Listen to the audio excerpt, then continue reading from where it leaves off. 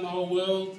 He was always partying. He was always the life of the party, the life of the picnic, the life of everything.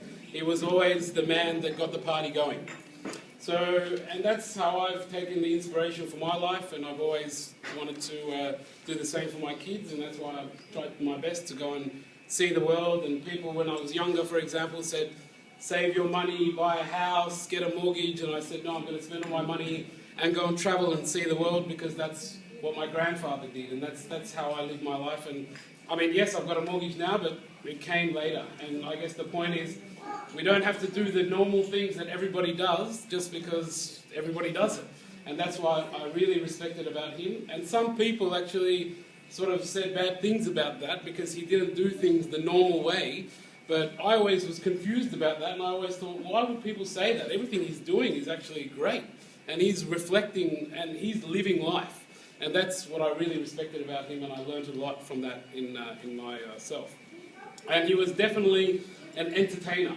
I mean, from what I've heard from before I was around in Iran, his door was always open, there was always parties. I mean, my poor grandmother has told me about how she always had to clean and cook and everything like that.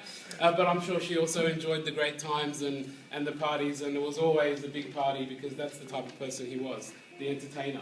And that also goes around in our family. That's what it's like in our family, and with my uncle Dayamir and so on, all of us. So he's infected us with that sort of gene, which is a really good infection to have, to be perfectly honest. And he was a very funny guy as well. He gave us some great stories all the time.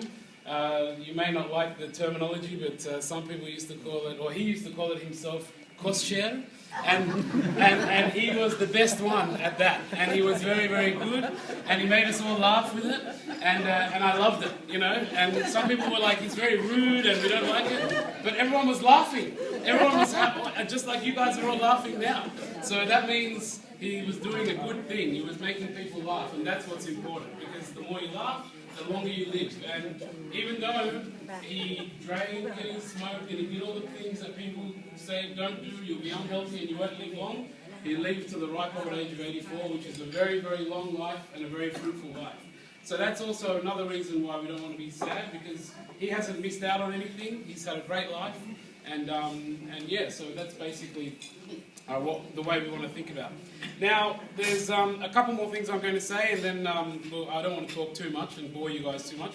But there's a couple of memories which I've got, which I think are, which I'll share with you guys, which are really a good example of the type of person he was. Now, some of you may know or may not know, I'm a DJ, and I was about 10 or 15 years ago, I was DJing in a club in the city, and my grandfather, who was more than 70 years old, and I was very proud to have him come to the nightclub.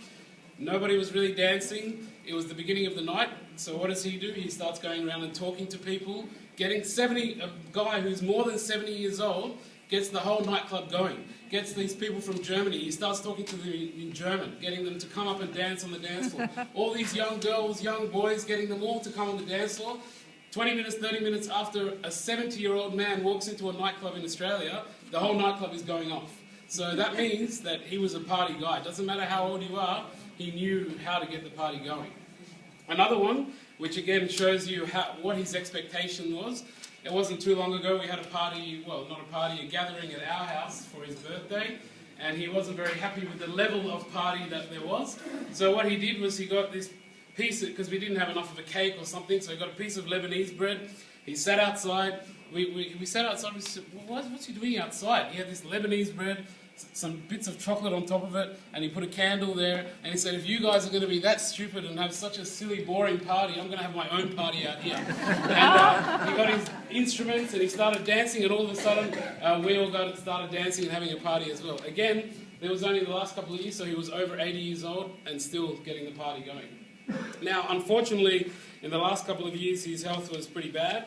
And I found it actually very difficult to see him a lot because of the person that I knew. So I didn't actually see him very much because every time I was around him, it was very difficult for me. So, but it was just one of those things that happens in parts of life. But one thing which I want to give recognition is to my mum, Hamida. he was the luckiest man in the world to have a daughter like that. She did everything for him. She cared for him.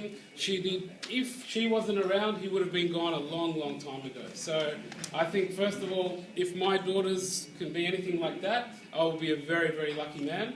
And I think we should all put our hands together for that.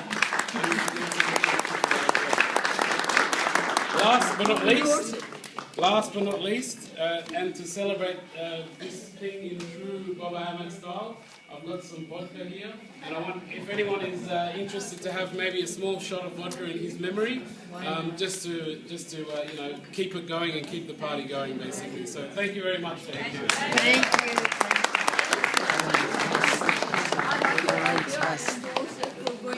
Traveling for your mortgage.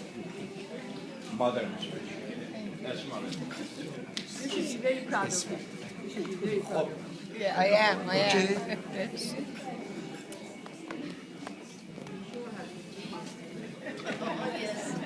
Right side. از آبیشم داره. حافظ محسن حافظ برمبرش. خب بچه ها روان انگلیسی صحبت میکنن ما بالاخره یک جاش میفهمیم نمیفهمیم بله کنن چشم ما اون گوشهایی که میشنم نمیتونیم ولی خب